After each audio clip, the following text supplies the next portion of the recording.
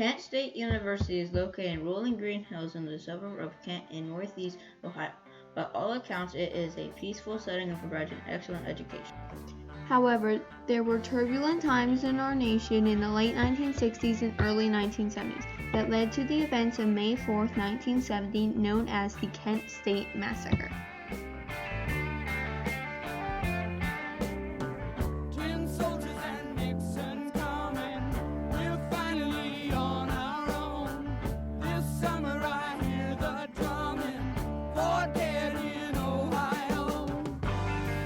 The Kent State shootings occurred on May 4, 1970 during a conflict between protesters of the Vietnam War and National Guardsmen, resulting in a new police policy that allows for a compromise between keeping the peace and the right to free speech. The protesters across the nation were centered around the U.S. involvement in the Vietnam War. One factor involved was that former President Lyndon Johnson misled people about the Gulf of Tonkin that led into increased U.S. involvement in Vietnam. During his campaign for president, Richard Nixon promised to end the Vietnam War. In April 1970, he looked like he was achieving that goal. However, Nixon authorized U.S. troops to attack Cambodia April 30, 1970 without even telling his defense secretary or Secretary of State. American citizens didn't find out about the attack until 2 days later. People were also upset that the government stopped allowing college students an exemption for the draft.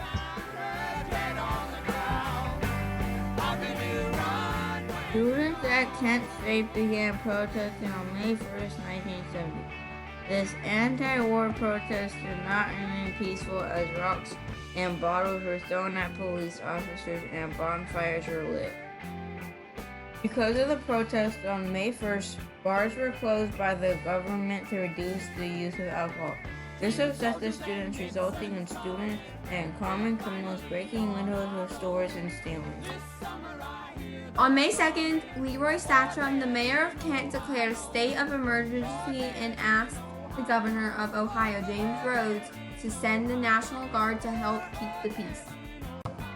By May 3rd, about 1,000 National Guard soldiers were on the Kent State campus.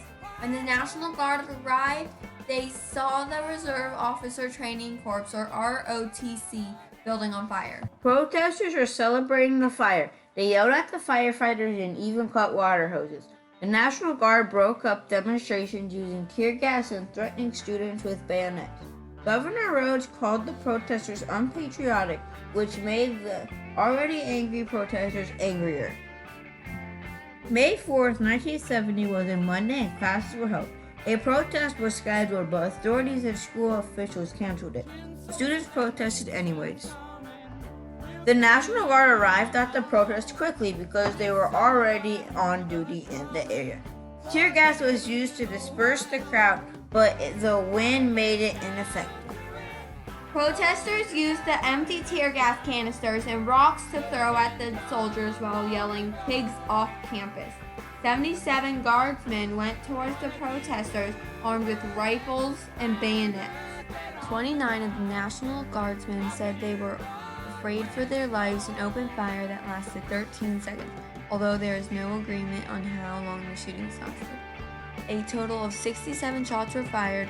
It is still not clear if the soldiers were ordered to fire or if they fired on their own. In the end, 4 students were killed and 9 were injured.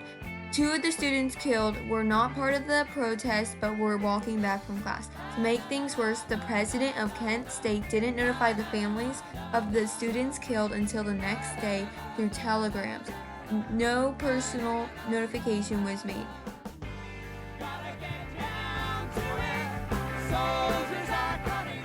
Nick, you said you might not remember the games when you were at Kent State, but when you were a freshman, there was a traumatic incident that happened with the National Guard. How did that affect you, throughout your life, and especially in coaching, how you deal with young people? Point in my life, one of the most traumatic experiences I think that I'd ever had to deal with. Have students on your campus shot, killed, and it was kind of over, and the National Guard was actually marching up the hill, and all of a sudden they wheeled around and, fired into the crowd. The Kent State campus was closed until the following school year. The following school year had declining enrollment and budget cuts that affected areas and faculty to support teams. The Kent State massacre increased the number of protests on college campuses around the country. Student strikes shut down more than 400 colleges, forcing several colleges to cancel classes for the remainder of the semester. Protesters began to stop as Nixon began to withdraw troops from North and South Vietnam. A grand jury was convened to investigate the events from May 1st through the 4th. The key question the grand jury needed to answer was whether those wounded and killed were actually rioters. They heard from 300 witnesses, including 20 guardsmen that were ordered to testify, 10 of which shot their weapons on May 4th. Ohio law at the time of the shooting stated that guardsmen are guiltless if they maim, wound, injure, or kill rioters while trying to stop a civil disorder. Therefore, no guardsmen were convicted of the shootings. The FBI investigation stated that 29 guardsmen fired a minimum of 54 shots in 11 seconds. There was no evidence to indicate that any other weapons except National Guard weapons were fired on the campus.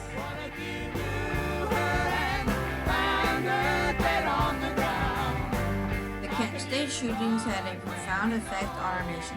They showed people that anti-war protests were more than just hippies, drug addicts, and promoters of free love. The Kent State protesters were educated and middle to upper class citizens. From the 1970s to the 1990s, conciliation and restraint were how the police dealt with protesters. Police negotiated with protesters through loudspeakers about how they would be arrested.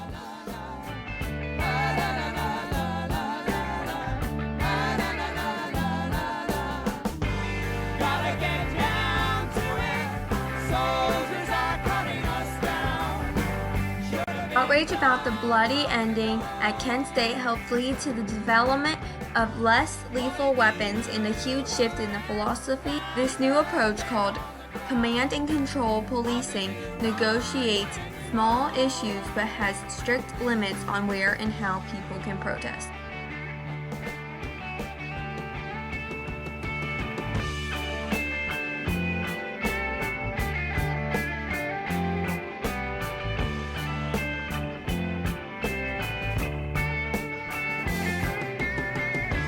Soldiers and Nixon's coming.